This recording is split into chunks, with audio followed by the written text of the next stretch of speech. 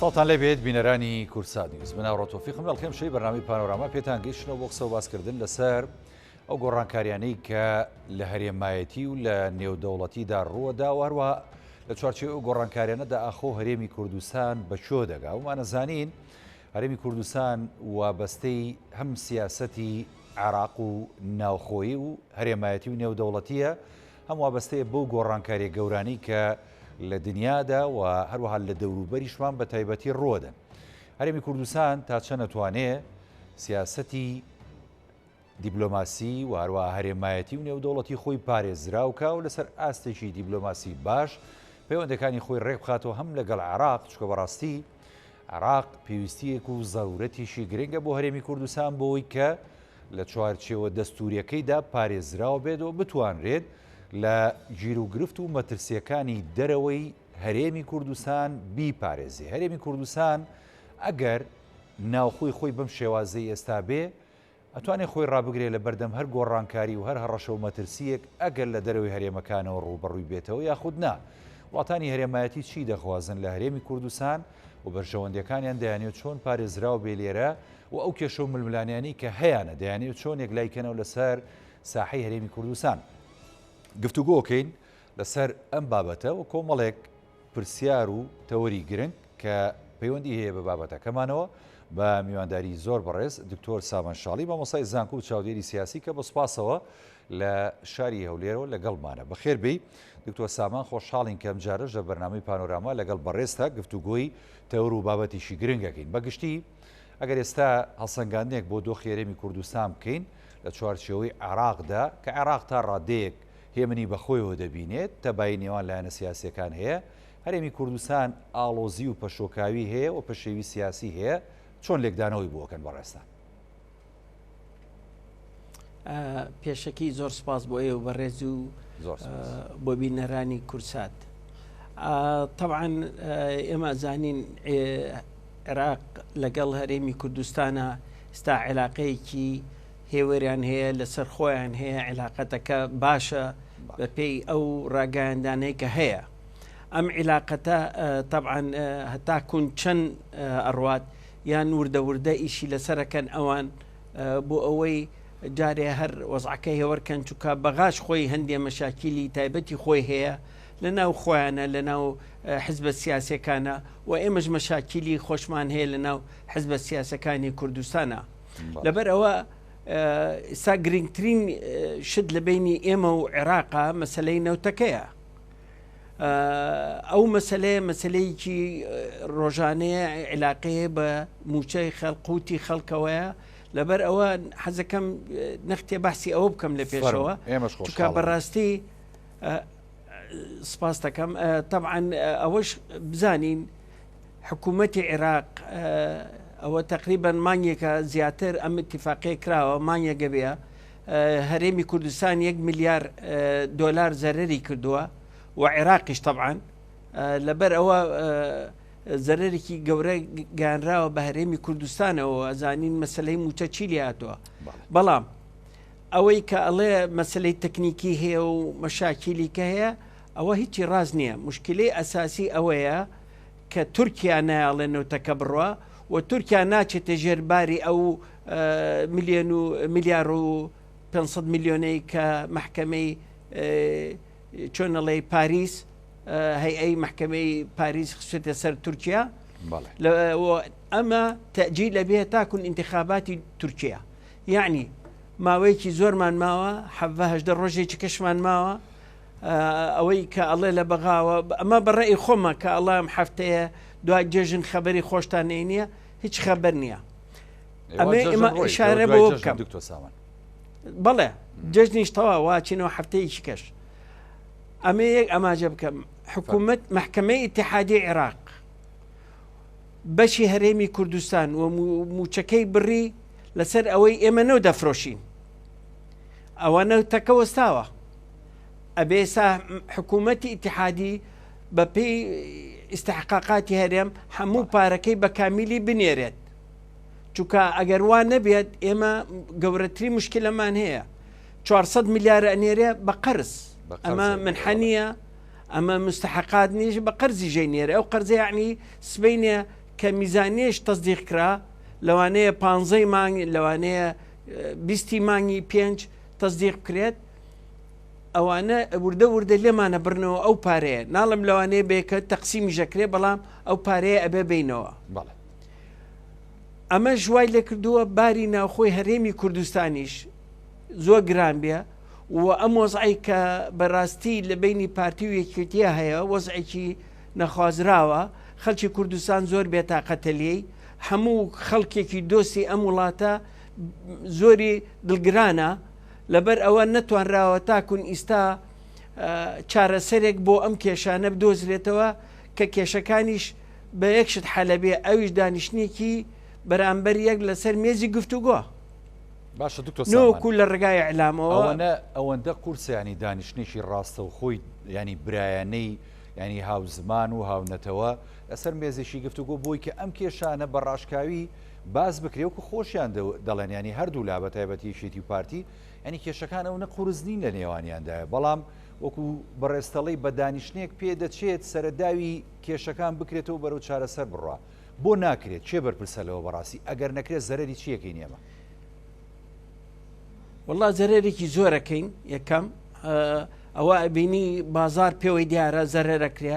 هەموو لایەک زەرەرەکرێ هێزی ئێمەش لە بەغا زەعیفترین لە بەغا زەعیفترین و بەغاژ استیغلالی ئەو وەزعەشەکات و دەوڵەتە ئەقلیمیەکانیش استیغلالی ئەو وەزعەکەین لێرە پرسیارێکی گرنگیت سەر مەوزوعەکە ئایا ئێمە دانانیشین لەبەر ئەوەی ئێمە نامانەوە دانیشتین یان قەراری دانیشتنەکە بەدەست ئێمە نییە زۆر گرنگە وەڵاو پرسیارە بەڕای جەنابە کامیانە دکتۆر بەڵێ بەخوا ئاخر ئەوەیە سوالەکە یعنی لەوانەیە هەردووکیان بێ لەوانەیە یەکێک لەم دوانە بێت چکە معقول نییە کێشەیەک لە بینی دوو برا تۆ ئەتوانی بچی کێشەیە لەگەڵ بەغا یان لەگەڵ دەوڵەتی چکە حەلکەی بەڵام کێشەی دوو برادانە نیشن پێکەوە حەلیکەن یعنی ئەوە کێشەیەکی زۆر گرنگە بەڕاستی داوا لە هەموو خەڵکی کوردستانەکەم بە تایبەتی ڕۆشنبیران ئەوانەی کە قەڵم ئەوانەی خوان بەر ئەچنە سەر تەلەڤیزۆنەکان ڕجایان لێکەم کە بە زمانێکی یەکگرتوو قسە بکەن زمانێکی ئەوە دوورخستنەوە لە یەک مەکەن هەوڵ بدەن واجبی هەمومانە کە زەخت بخێنە سەر ئەم دوو حیزبە لەبەر کاکە لەبەر خاتری میلەتنا لەبەر خاتری علاقاتی خۆتان مەساڵحی خۆتان میلەتی شتێکی بەرەکەوێت لەم بینە بەڕاستی ئەو شەڕە میدیاییە و ئەو زمانە زبرەی کە هەندێک جار لە میدیاوە ینی گفتوگۆ و ینی پەیامی ڕاستەوخۆ دەنێرن بۆ یەکتری ئەوەی تر وەسعەکە شێوێنێ ئەوەی تر بەنزینەکە باگرەکەیە پێ دوایە ئەمەیان تەواویان نەخێر پێویستە لە میدیا و مخاتەبە بکرێ بەڵام وەکو جەناب دەڵێ بە زمانێکی نەرم بە زمانێکی یەکگرتووی بە زمانێکی نەتەوەیی ئەمانە زمانی زبر بە عملی کەس نایەت زەرەر لە خۆمانەیەت هەمومان عیبمان هەیە هەمومان غەڵەتمان هەیە هەمومان نوقسانیمان هەیە کاکە ئێمە ئەم جلە پیسەی خۆمان بۆ لە بەسەر میدیا هەڵخەین بۆ شتی جوانی خۆمان دەرنەخەین ئەم هەمووشتە جوانەی میلەتەکەمان هەیەی بۆ هەربێنە سەر چەند نقطەیەکی خراپ کە لەبەر چاوی میلەتان و دۆستەکانی خۆمان بە خراپ بخێنەوەمان بۆ کرا زمانی زبرترێنێت ئەوە زەرەر لە هەموو لاگەیانە من داواکەم هەوڵشە جارە شەڕی ئیعلامی بۆستێت بۆ ئەوی ڕێگا بن بە ئەم مۆفدە مفاوەزەی کە هەیە ئێستا هاتوچۆکە هیوادارم و داخوازی سەرکەوتنیان بۆکەم بۆی ئیشی خۆیان بکەن خەڵک دوورکەوێتەوە لە ململانەی ئیعلامیە بۆ ئەوەی ئەوانیش بتوانن بە نەوعی بیرکەنەوە چونکە یەکوشە لە یەک حیزبێکە و دەرچێت لە هەچ حیزبێکەوە ئەوی تر دەرگرانەکە و دووری خاتەوە بەڵێ هەروەکەوەی کە ینی لە ماوەکانی ڕابردوو ینی هەوڵی لێک نزیک بوونەوە هەبوو و هەوڵی نێوەنگیری هەبوو و تا ڕادێک ینی ڕەوشەکە بەرەوەوە چووکە ینی تەبایی و دانیشتنی یەشێتی و پارتی بکرێت بەڵام سەیرەکی لێولاوە بە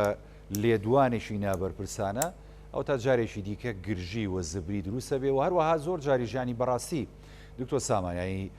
بەرپرسانی باڵای بەتایبەتی شتی نایشارنەوە لە نادادپەروەری وای کردووە کە بەڕاستی نەتوانین لەگەڵ لایانی بەرامبەر گفتوگۆ بکەی و بەرامبەری شەمان شێوە ینی ناڕازیبوونی خۆی هەیە لەو دۆخی کە ئەگوزەرە لە نێوان هەردوو لادا.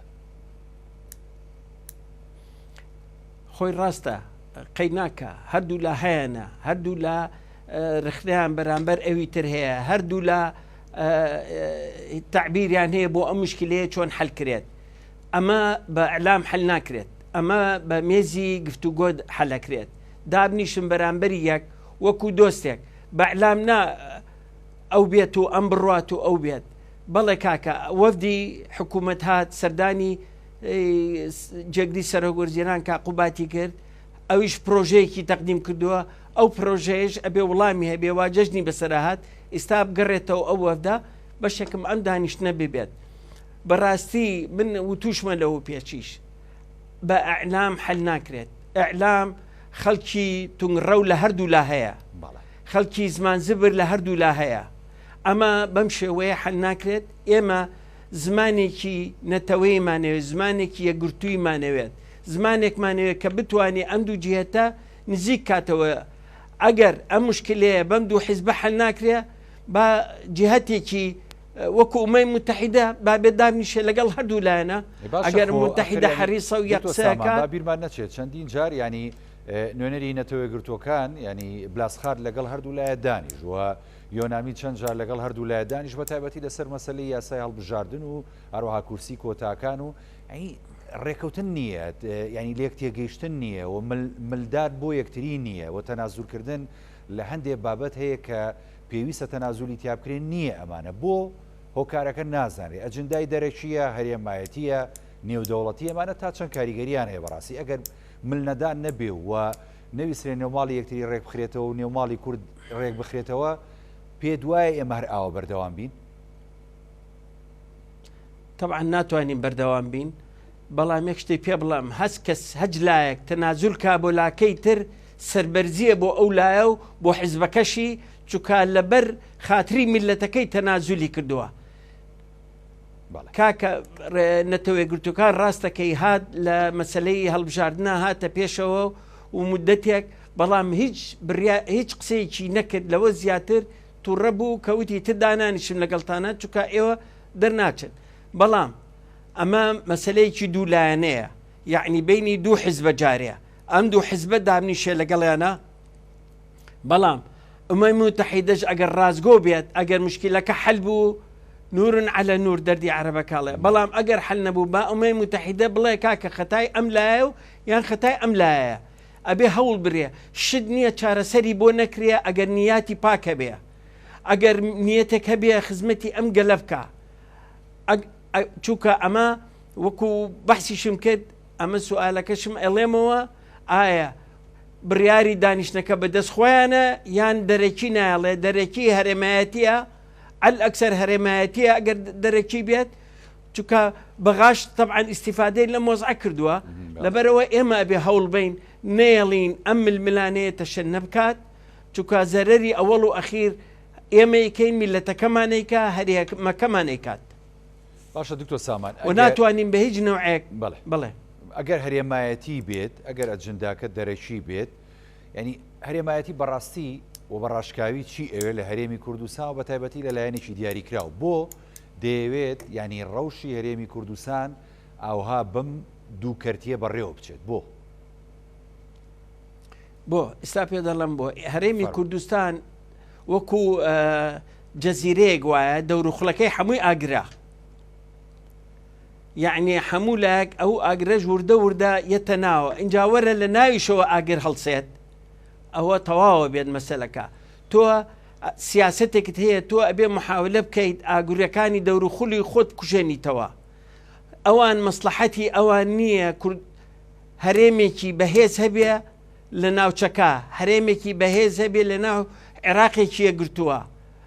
هەرێمێکی بە قووەتی ناوێ هەرێمێکی لاوازی ئەوێت مەسلحەتەکەی ئەو لەوایە کە لاواز بێ ئەگەر ئەم لابێ یان ئەو لابێ ئیش لەسەر کار لەوە ئەکەن چووکە تۆ کە بەهێز بوویت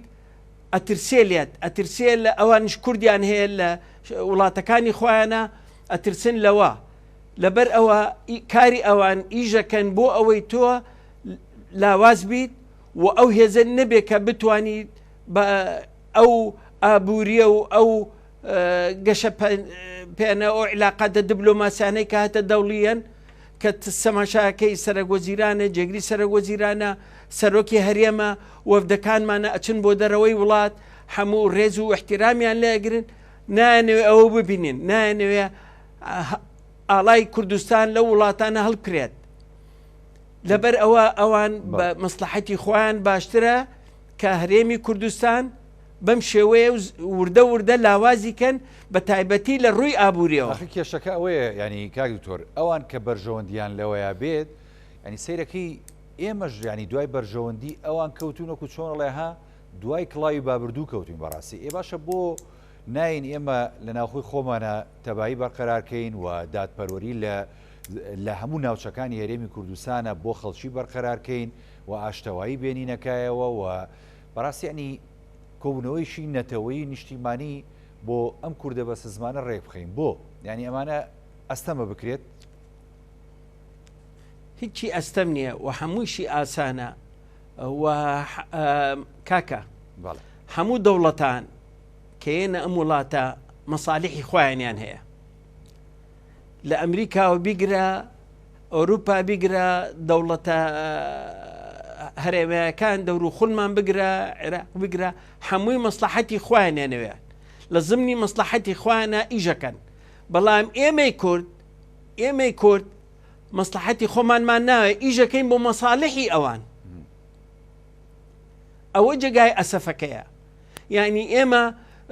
ڕاستە ئەگەر گوێ لە سەرۆکی حیزبەکان بگریت هەمووی مەسالیحی کوردووە و مەسالیحی کوردووە و باشە ئەگەر مەسالیحی کوردووە بێ بۆ دانانیشن بۆ نایەن یەکتەبابن بۆ نایەن ئەم میلەتە ئەم بارە قورسەی لەسەر شانە لە کەیەکەوە لە شەڕایە لە شەڕی حکووماتی عێراقی یەک لە دوای یەک هەتاکون ئیمڕۆ ئێمە لە ترسی شەڕە ترسین اینجا لەسەر ئەوەشەوە ترسی شەڕی ناخۆ هەیە کە ئینشەڵڵا قەت نابێتەوە حەقبەیە کە لە ژیان لە مێژووی ئێمە و ڕۆشت قەت هیچ کەسێک حەز ناکە ئەو گەنجانەمان جارێکی تر بە خوڕایی خوێنان بە هەدەر بڕوە ئەو خوێنە پیرۆزەی ئەوان کە ڕۆژت نەتیجەکەی هەر ئاشتەوانیەک دروست بوو بە ڕێزمام جەلال خۆ عافوی کا لەگەڵ کاک مەسعودا دانیشتن مەشاکیلەکانیان هەموو حەل کرد و نەتیجەی ئەوە ئەم هەرێمە بەهێزە دروست بوو بەڵام ئیسا بە دەستی خۆمان وای لێ ئەەکەین ئەمە گوناحێکی گەورەیە و مێژوش ڕەحم بە کەس ناکات دوا ڕۆژ دکتۆر سامان بۆ نمونە ئەو گۆڕانکاریانی کە لە هەرێمایەتیان ڕۆدا باژارە باز هەرێمایەتی بکەین چکە ینی لە دەوروبەرمانە کۆمەڵە گۆڕانکاری گرنگ ڕوویەوە بە تایبەتی بۆ وڵاتێکی زلێزی وەکو ئێران کە ئێستا نزیک بۆتەوە لە وڵاتی سعودیەوە کێشەکانیان لەسەر مێزی گفتوگۆ چارەسەر کردووە و تا ڕادەیەک خەریکە ئێران لە ڕووی ئابوووریەوە بژانەوەیەک بەخۆیەوە بینێت و توانین بڵین تورکیا ژێستا کە بەرەو هەڵبژاردنیشی گرنگە ڕوات لە مانگی پێنجە پێدەچیانی گۆڕانکاریەکی سیاسی مێژووی گەورە بێ لەوێش ئەمانە تا چەندە هۆکارن و فاکتەر و پاڵنەرن بۆی کە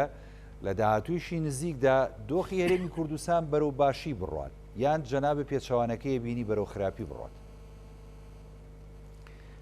بەنسبەت سیاسەتی ئەم دەوڵەتانە بەرامبەر تۆ ناگۆڕێت ئەگەر ئۆردوگان مێنێ ئەگەر حیزبێکی کە بێت ئەو گۆڕانەزلە نابێت کە بیبینین چونکە ئەسا ئەو گۆڕانانەی کە بووە لە ناوچەکە ئاماژە و بێکرد تورکیا ئێران و سعودیە سعودی ئیشی کرد بۆ ئیشی خۆی چونکە ئەوێ ئەو نزیفەی هەیە لێ من بستێت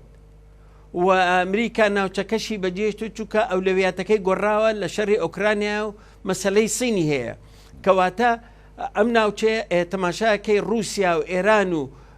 تورکیا و سووریا کۆبنەوە بۆ دوو مەسەلە مەسلەی لاجیەکانی سووریا کە لێن مەسلەی دووەم لە کوردەکە لەو ناوچەیە نەمێنێت ئەمە هەموو هەدەفەکانە کەواتە لە مەحسەڵەی ئەمانە هیچ شتێ بەرامبەر میلەتی کورد ناگۆڕێت میلەتی کورد یەک شتەی گۆڕێت ئەوەیە کە بتوانێت گرتوو بێت بتوانێت مافەکانی خۆی بپارێزێت بە ڕێگایەکی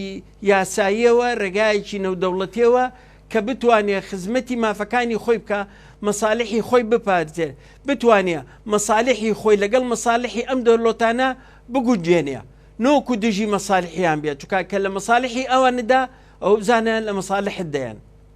لەبەر ئەوە ئەبێ ئێمە ئەم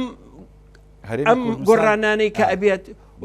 هەرێمی کوردستان توانێتی لەگەڵ بەرژەوەندی وڵاتانە خۆی بگونجێنێ یاخود نەخێر لێرە و لێوێ زۆر جار بەرکەوتنی بەرژەوەندەکان بۆتەوەی ئەوەی کە زەرەر و زیانێکی گەورە با لە هەرێمی کوردستان وەکو چۆنە بینین ینی بە درۆن هێرش دەکرێتە سەر کۆمەڵێک ناوچە هەروها بە موشک هێرش دەکرێت و زۆر جار هەڕەشەیەوەشمان لەکەن کە ینی لەشکرکێشی بکرێتە سەر هەرێمی کوردستان. طبعا ئەگەر بیبینی دوای ئەوەی کە سوودانی هاتە سەر حکم هەموو شتێ وەستا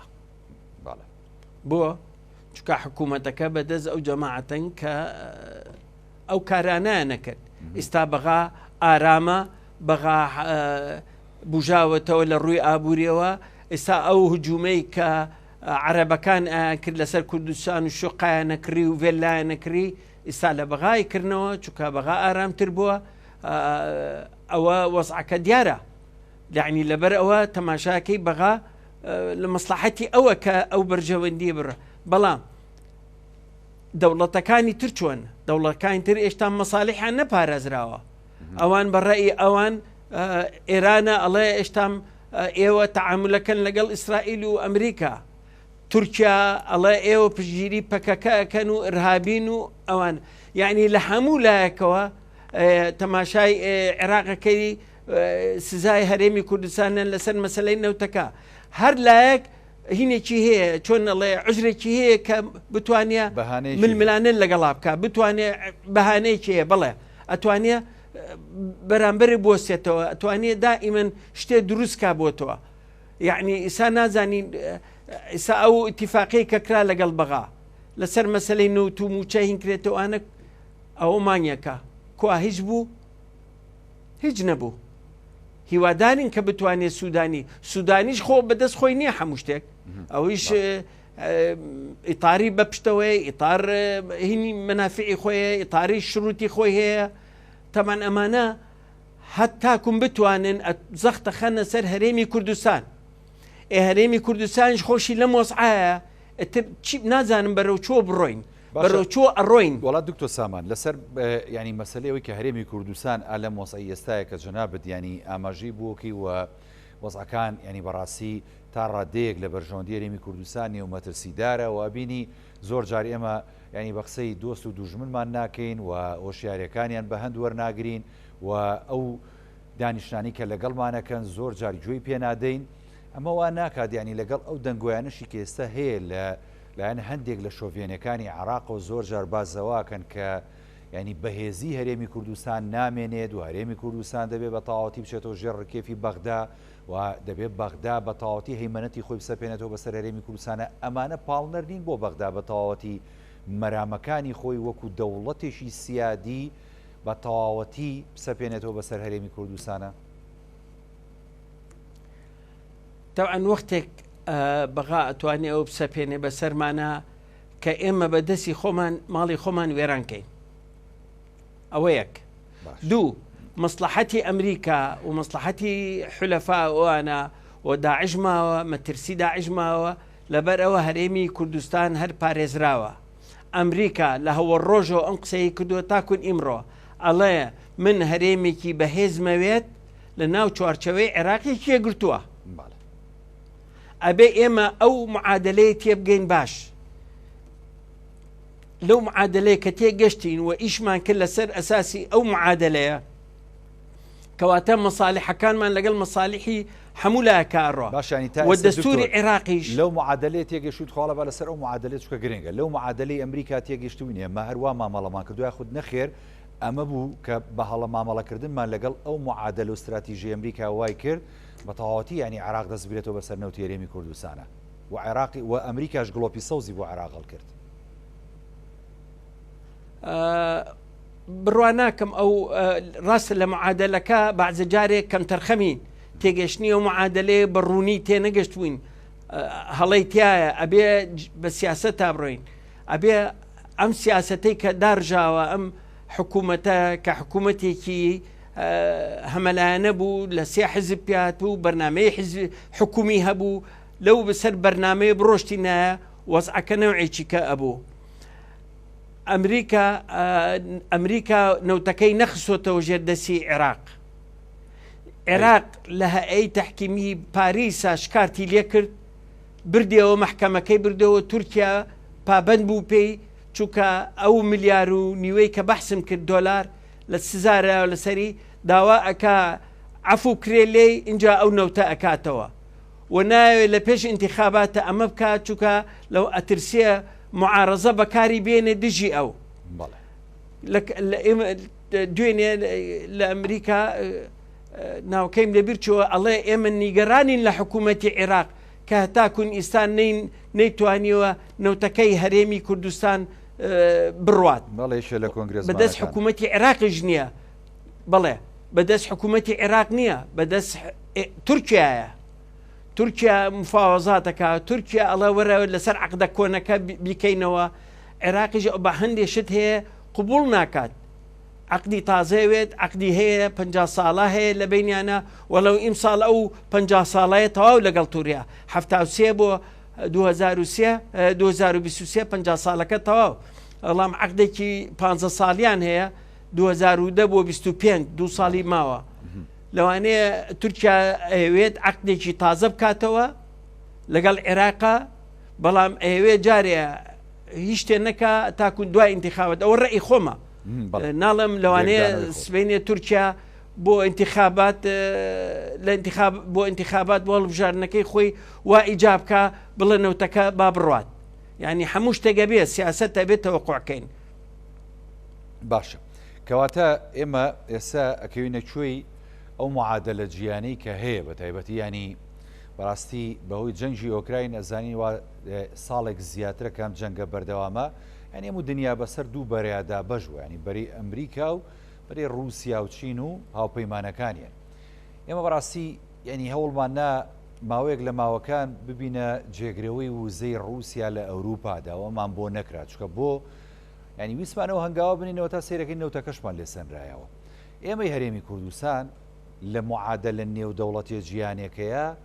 ینی هیچ شوێنێکمان هەیە، هیچ وەزن و قافیەکمان هەیە؟ کاکە تۆ یەکەم ئەبێ بزانی حەجمی خۆت دەوڵەت نیت، تۆ هەرێمێکی لە ناو حکوومەتێکی عێراقایت. ئەوە یەک معاملەی دەوڵەت بۆ تۆ ناکرێت، معاملەیەکرێت تۆ بەشێکی ئیستا ئەو وزەی کە هەتا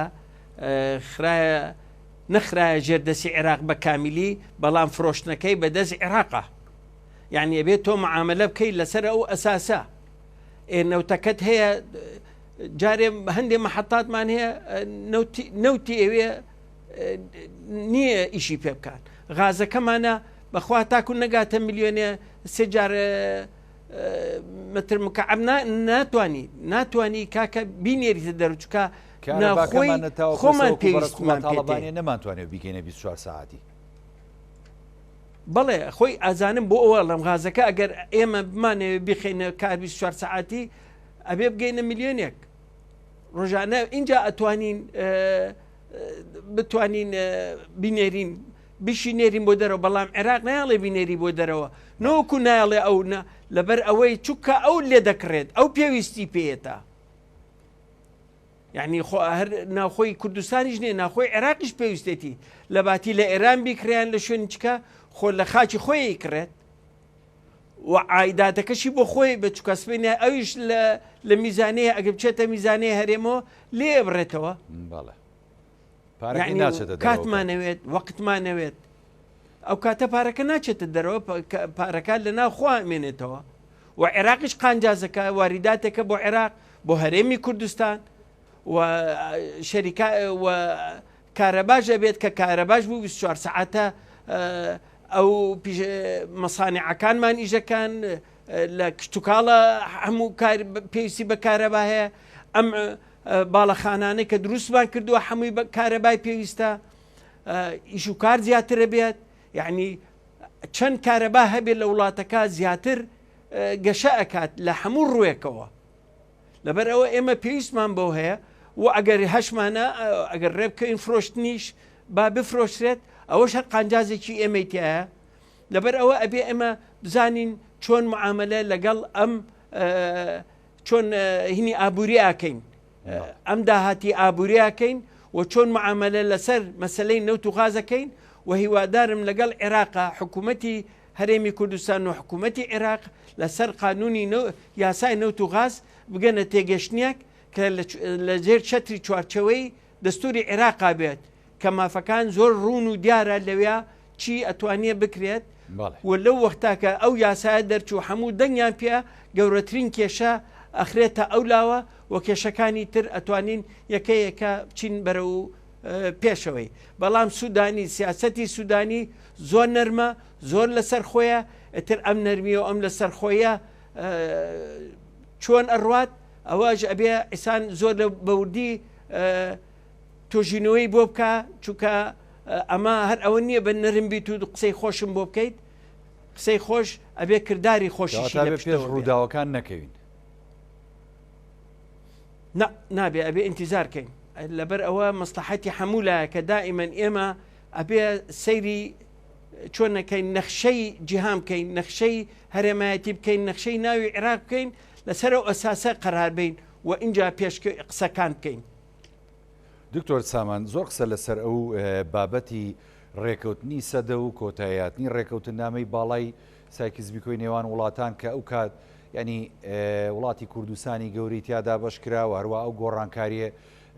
جوگرافی و جۆپۆلیتیکانی کە هەبوو لە ناوچەکەدا هەمووی لە چوارچێوەی ئەو ڕێکەوتنی سەدەیەدا بوو، دەڵێن بە کۆتا دێت. ینی ئەم ڕێکەوتنە ئەگەر بە کۆتا بێت نازم چی ئەگوزەرێ لە ناوچەکەدا بەڕاستی ئەوەی کە ئێستا هەیە کە دەگوزەرێ لە دنیادا و هەرێمی کوردستان و عراقیشی گرتوتەوە، ناوچەکەی گرتوتەوە، لێکەوتەکانی کۆتایی هاتنی ئەو ڕێکەوتنی سەدەیە یاخود نەخێر خۆی ئاڵۆزەکانی دنیاە بەرە ئەو بابەتەمان دەبات. طبعا ئەو ڕێکەوتنەی 100 ساڵ لەمەوە پێش کە کراوە سایزبیکۆ ئەوە زەرێکی گەورەی لە میلەتی کورداوە بێگومان هەرێمی کوردستانی پارچە پارچە کرد و نەتیجەی ئەوەش ئیمڕۆ هەمومان باجین لە هەموو پارچەیەکی کوردستانە باجی ئەو ڕێکەوتنە ئەدەین و ئیمڕۆ جیهان ئەمەە کێشەی هەیە هەر ئەو ڕێکەوتنەی لەبیر چۆتەوە. ئەو ڕێکەوتنەوە قانجازی یەکەم و هەوڵ بۆ تورکیایە. تورکیاش دوای ئینتیخابات دەرەکەوێ چەند سوود لەم کۆتایی ئەم ئیتیفاقیە وەرەگرێت. لام وایە لە مانگی هەشتا کۆتاییە دیان مانگی دێشتێکی وە بەڵێ نزیک بۆتەوە. بەڵێ نزیک بۆتەوە. اینجا تورکیا چەند ئیسیفادەی لێکات، چونکە ئوردوگان بیست لەم 2 ساڵەی ئەخیرا چەند ئەڵێ ئینتیزاری 2023 بکەین، ئینتیزاری 23 بکەن. لەبەر ئەوە بەڵام ئێمەی خۆمان ئێمە بەداخەوە ئێمە هەرێمێکی بچووکمان بەدەستەوە ئاواهی لێ ئەەکەین، وای لێ هاتووە بەدەستی خۆمان. بەحسی سایزبیکۆ چی بکەین، بەحسی کوردستانی گەورەی چی بکەین، بەداخەوە دڵمان هەمووی پارچە پارچە بۆ نۆکو هەر خاکە کەشمان. ئێمە بڵێ یعنی بەڕاستی ئێمە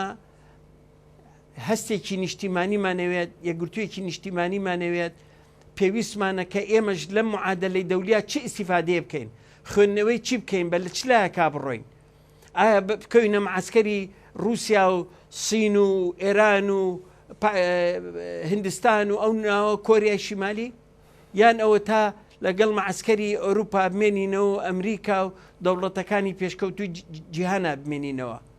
تەماشای سعودێ بکە میسالێکە،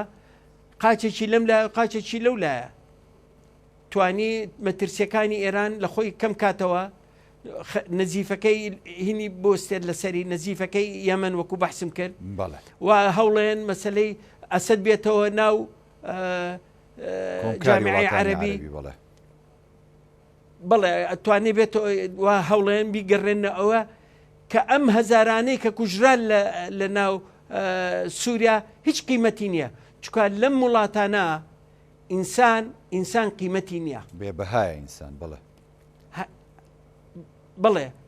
بەڵام لە وڵەتانی دەرەوە یەک کەسە کوژرێ بزانێ بەهای چەنە، بزانە ئەمریکایەکێکی لێ ئەگیریە لە شوێنێک چەند محاولەیەکە چەند دیبلۆماسیەت بەکارێنێ ئەو کەسەی لە سجن بڕێتە دەرەوە. بەڵام بەداخەوە لەم وڵاتانەی ئێمە خەڵکەکە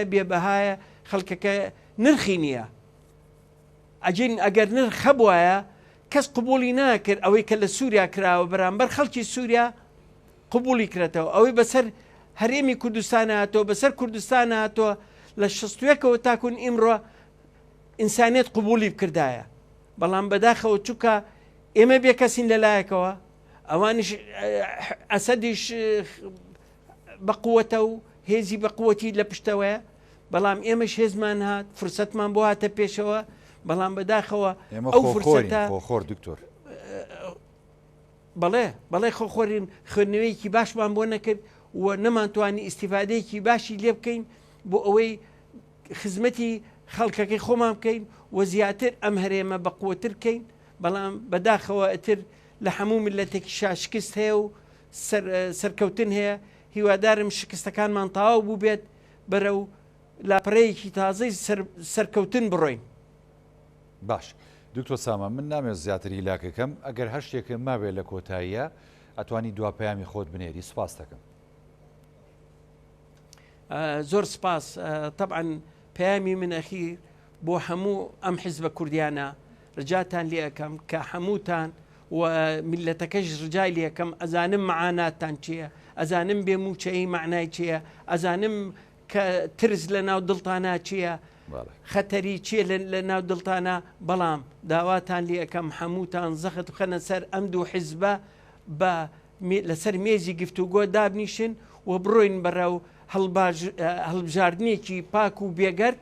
بۆ ئەوەی پەرلەمانێک و حکوومەتێکی تازە دروست ببێت کە بەڕاستی بتوانێت خزمەتی خەڵکی کوردستان بکات.